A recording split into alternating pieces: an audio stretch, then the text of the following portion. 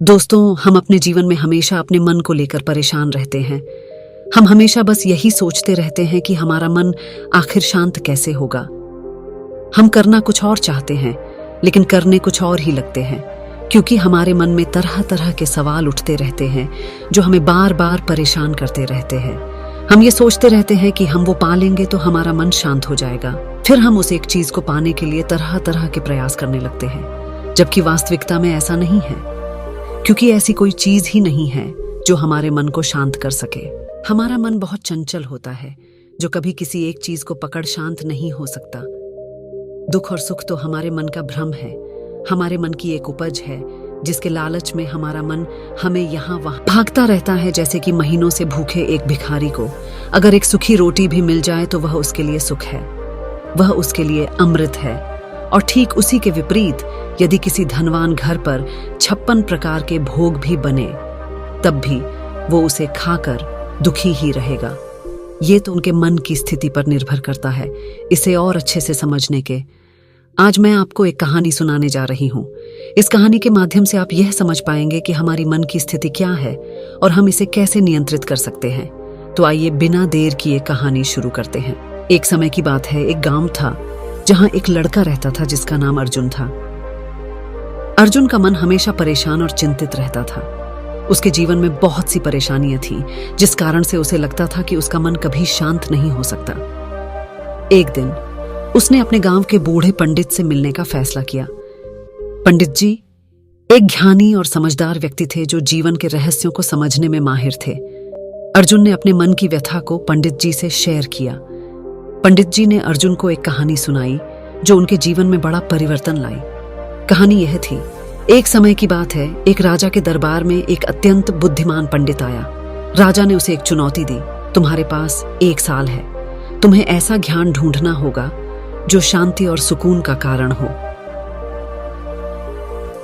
पंडित जी ने बहुत दिनों तक ध्यान किया। ध्यान के दौरान उन्होंने एक आंतरिक ज्ञान को प्राप्त किया। वह ज्ञान था मन को शांत रखने का राज। मन को शांत रखने का राज व्यक्ति को अपने विचारों और भावनाओं पर नियंत्रण रखने में ही छिपा है। राजा ने पंडित को ईश्वर की कृपा से इनाम दिया और यह ज्ञान अपने राज्य में फैलाने के लिए कहा। पंडित जी ने यह ज्ञान घर घर जाकर लोगों के साथ बांटा और उसी समय से लोग उस राज्य में खुशी और शांति में जी रहे थे। पंडित जी ने अर्जुन से कहा, अर्जुन, तेरे मन को शांत करने का राज तेरे विचारों और भावनाओं को समझने में छिपा हुआ है। तुम्हें अपनी सोच को सुधार कर सकारात्मक भावनाओं को अपनाना होगा और धीरे धीरे तुम्हारा मन शांत हो जाएगा। उसके जीवन में उस दिन के बाद एक नए रंग भर गए और उसने सीखा कि मन को शांत रखना आसान नहीं होता। ये एक साधना, एक तपस्या है। उसने अपनी मेहनत और समर्पण से अपने आप को बदला और आखिरकार उसने अपने मन को शांत और सुकून भरा बनाया। दोस्तों, हम लोगों के जीवन में अनेकों समस्याएं हैं और हम उन समस्याओं का समाधान करना चाहते हैं और अंत में हमें जो मार्ग मिलता है वो ध्यान है।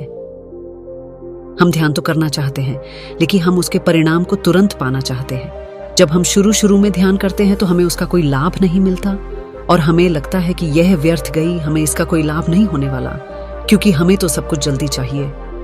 वास्तव में ध्यान धैर्य, समय और शांति चाहता है, परंतु हम इतने अशांत हैं कि ये तीनों ही चीज हमारे भीतर नहीं है।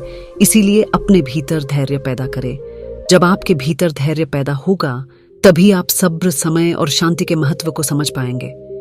फिर आपका समय आपके विपरीत ही क्यों ना हो, आप खुश रहना सीख जाएंगे। और जब हमारा मन खुश रहना सीख जाएगा तो हमें वास्तविकता में मन की शांति का एहसास होगा।